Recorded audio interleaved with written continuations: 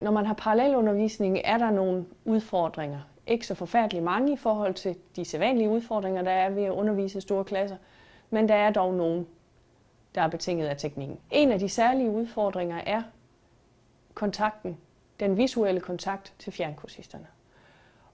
Og hvis man skal kunne ses, er det vigtigt at forstå, at kontakten foregår via kameraet og ikke via skærmen. Det vil sige, for at kursisterne kan føle, at man ser dem, skal man se ind i kameraet og ikke ind i skærmen.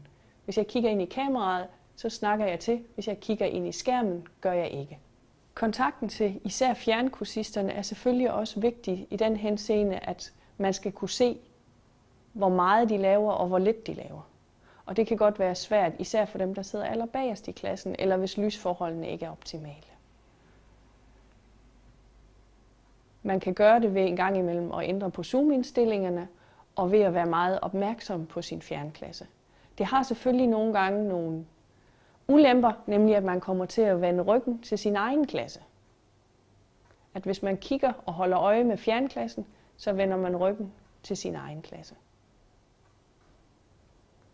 Men på den anden side, det gør man jo også, hvis man laver gruppearbejde, eller der er nogen, der sidder ved borde, hvor de vender ryggen til, så der er ikke så stor en forskel. Ligesom det kræver noget af lærerne, især i form af den visuelle kontakt, kræver det også noget af kursisterne. Nogle vil kalde det selvdisciplin, det vil sige, at man ikke larmer alt for meget, og først og fremmest, at man ikke snakker i munden på hinanden eller småsnakker.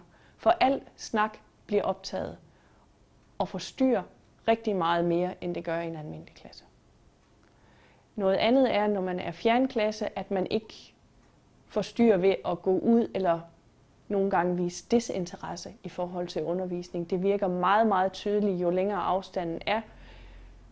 Og til sidst, ikke mindst, når tonen den kan blive for hård, man synes, der er lang afstand mellem de to klasser, fordi der måske er 40-50 km imellem, men afstanden er stadigvæk meget kort, og en sjov bemærkning kan nogle gange virke ikke særlig sjov, når afstanden er større.